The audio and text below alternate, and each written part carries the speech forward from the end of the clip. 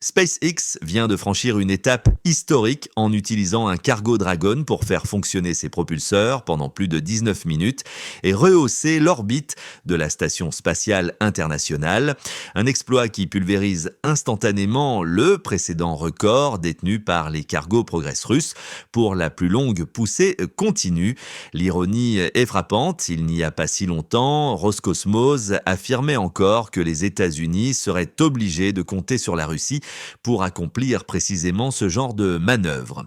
Et aujourd'hui, SpaceX ne l'a pas seulement fait, ils l'ont fait encore mieux. Alors, comment SpaceX a-t-elle transformé l'impossible en réalité et en quoi cette mise à feu record pourrait-elle redéfinir le rôle du Dragon dans l'avenir du transport spatial?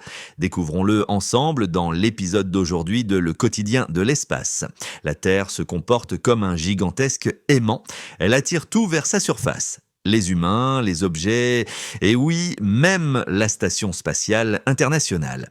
Même à environ 400 km d'altitude, l'ISS perd encore près de 100 mètres d'altitude chaque jour à cause de la traînée atmosphérique. Sans rehaussement régulier de son orbite, mois après mois, la station ne tiendrait pas longtemps. À terme, elle finirait par retomber vers la Terre et se consumer comme une étoile filante. Par le passé, cette mission de rehaussement était assurée par la navette spatiale de la NASA, mais après son retrait en 2011, la responsabilité est passée à la Russie, plus précisément au Cargo Progress, un véhicule réputé pour sa fiabilité exceptionnelle. Ce système est resté en place jusqu'en 2022, lorsque la guerre a éclaté entre la Russie et l'Ukraine. Les États-Unis ont alors affiché leur soutien à l'Ukraine et imposé de lourdes sanctions contre Moscou. En réponse, Dmitri Rogozin, alors à la tête de Roscosmos, a transformé l'ISS en outil de pression politique. Il a souligné à plusieurs reprises à quel point les États-Unis dépendaient de la Russie pour maintenir la station en orbite. Dans plusieurs interviews, Rogozin affirmait ouvertement que sans les cargos Progress, les États-Unis seraient tout simplement incapable de rehausser l'ISS, allant même jusqu'à menacer d'un retrait russe anticipé si les sanctions n'étaient pas levées. Si cela s'était réellement produit, la crise aurait été majeure. Sans capacité de reboost, l'ISS n'aurait pu survivre qu'1 à 2 ans supplémentaires, mettant fin de facto au plus important projet de coopération internationale dans l'histoire spatiale. Une telle situation était tout simplement inacceptable. La NASA s'est donc tournée vers SpaceX à la recherche d'une solution capable de réduire sa dépendance vis-à-vis de la Russie. En novembre 2024, SpaceX a mené un test discret mais crucial, une poussée de rehaussement de 5 minutes utilisant les propulseurs Draco d'un Cargo Dragon. Résultat, un succès. L'ISS a été relevé de 1,1 km, alors même que Dragon n'avait jamais été conçu à l'origine pour ce type de manœuvre. Depuis, le Cargo Dragon a réalisé au total 5 manœuvres de reboost. La plus récente a eu lieu le 29 décembre 2025 avec le Cargo Dragon de la mission CRS-33 lancé en août dernier. Selon la NASA, cette dernière manœuvre a impliqué plus de 19 minutes de poussée continue en utilisant 2 moteurs Draco. Elle a permis d'augmenter l'orbite de l'ISS de 11,6 miles à l'apogée, le point le plus haut de son orbite, et d'1,9 miles au périgée, son point le plus bas. Il s'agit de la manœuvre de reboost la plus longue jamais réalisée par Dragon et d'une démonstration claire que les États-Unis sont désormais capables de maintenir l'orbite de l'ISS de manière indépendante, réduisant fortement leur dépendance au cargo Progress russe. Un autre reboost est attendu dans les 2 à 3 prochaines semaines, toujours plus tard ce mois-ci, avant que Dragon ne se désamarre de l'ISS, emportant des expériences scientifiques critiques et amérissant au large des côtes californiennes. Si l'on exclut le test de 2024, cela signifie qu'un seul amarrage a déjà permis de réaliser 5 manœuvres de rehaussement orbital. Un exploit remarquable, surtout quand on sait que Dragon n'embarque qu'une quantité de propergol suffisante pour sa mission principale, le rendez-vous, l'amarrage, le contrôle d'attitude, la manœuvre de désorbitation et un retour en toute sécurité. Utiliser la réserve principale de carburant de la capsule pour des reboosts de longue durée, généralement entre 10 et 20 minutes, grignote directement les marges de sécurité de Dragon. Cela augmente le risque de ne plus disposer de suffisamment de carburant pour une désorbitation correcte ou un contrôle précis lors de la rentrée et de l'atterrissage. À cela s'ajoute le fait que les moteurs Draco de la capsule ne sont pas orientés de manière optimale vers l'arrière lorsque Dragon est amarré. Cela entraîne des pertes de cosinus où la poussée n'est pas appliquée exactement dans la direction souhaitée. Résultat, la capsule doit brûler plus longtemps pour atteindre le même delta V, consommant encore davantage de propergol. C'est précisément pour cette raison que la Russie se montrait si confiante en affirmant que les États-Unis ne pouvaient pas assurer seul le reboost de l'ISS. Alors comment SpaceX a-t-elle réussi à transformer l'impossible en réalité? Après le petit test de reboost réalisé en 2024, l'équipe d'ingénieurs de Dragon chez SpaceX a passé plusieurs mois à moderniser le vaisseau. Ils ont installé 2 moteurs Draco pointant directement vers l'arrière et parfaitement alignés avec le vecteur de vitesse de l'ISS. Ces moteurs font partie d'un kit de reboost dédié monté à l'intérieur du trunk de Dragon, la section non pressurisée du vaisseau. Le système s'appuie sur 6 réservoirs dédiés remplis d'hydrazine et de peroxyde d'azote, des ergols hypergoliques qui s'enflamment au contact, ainsi que sur un réservoir central d'hélium sous pression enveloppé de fibres de carbone.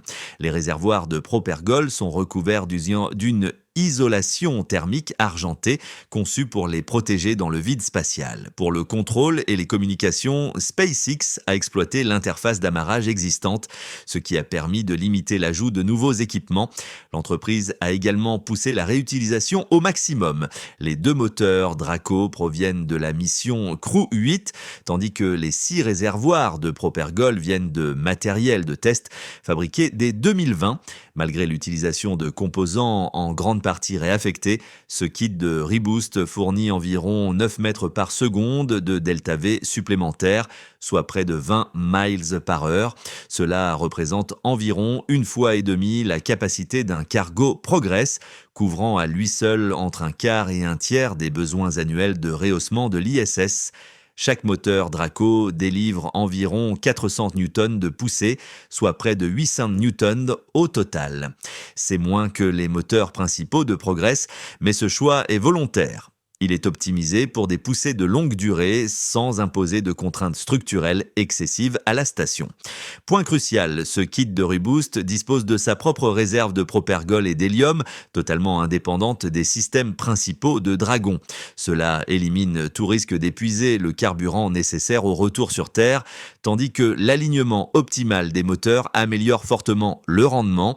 L'isolation thermique et les chauffages intégrés empêchent les ergols de geler ou de surchauffer dans l'espace.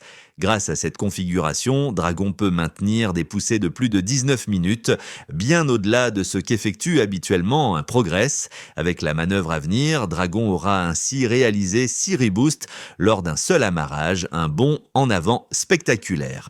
À titre de comparaison, un cargo Progress n'effectue généralement qu'1 ou 2 manœuvres de rehaussement sur une mission de 6 mois.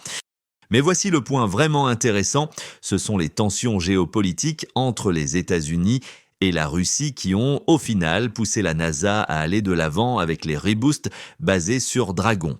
Tout retard supplémentaire aurait prolongé la dépendance vis-à-vis de la Russie et exposé l'ISS à un risque bien réel, se retrouver sans solution fiable pour rehausser son orbite à temps. Ce risque est devenu très concret le 27 novembre 2025. Malgré le lancement réussi de Soyouz MS-28, le pas de tir 31/6 du cosmodrome de Baïkonour, actuellement le seul capable de lancer à la fois des Soyouz habités et des cargos Progress vers l'ISS, a subi de lourds dégâts. Une partie de la structure de service s'est effondrée dans la tranchée de flammes, forçant la Russie à suspendre les lancements de Soyouz et de Progress. Conséquence directe, la mission Progress MS-33, prévue pour décembre 2025, a été annulée. Les vols suivants pourraient être repoussés au moins jusqu'en mars 2026, voire plus tard encore. Certains experts estiment même que la réparation du pas de tir pourrait prendre 1 à 2 ans. Oui, les cargos Progress déjà amarrés à l'ISS peuvent encore effectuer des reboosts limités, mais leur carburant doit être conservé pour une désorbitation sûre en fin de mission. Ils ne peuvent donc plus enchaîner les manœuvres comme auparavant. Maintenant, imaginé ce scénario. Si un SpaceX n'avait pas déjà équipé Dragon de son kit de reboost, si ses poussées puissantes n'avaient pas été disponibles et si la défaillance du pas de tir russe était survenue exactement au même moment, l'ISS aurait pu faire face à une baisse d'orbite sérieuse en quelques mois à peine, voire en moins d'1 an. La traînée atmosphérique aurait progressivement tiré la station vers le bas, risquant de la placer sur une orbite instable, difficile à contrôler, ou même de provoquer une désorbitation anticipée et non planifiée. Heureusement, les tensions géopolitiques précédentes ont forcé la NASA et SpaceX à se préparer à l'avance, et lorsque le moment critique est arrivé, SpaceX était prête à intervenir. Dragon n'a pas seulement comblé le vide, il a dépassé les attentes, garantissant que l'ISS puisse rester en orbite en toute sécurité pour de nombreuses années encore. S'il y a une leçon à retenir, elle est simple. Dans le vol spatial, il faut toujours un plan de secours.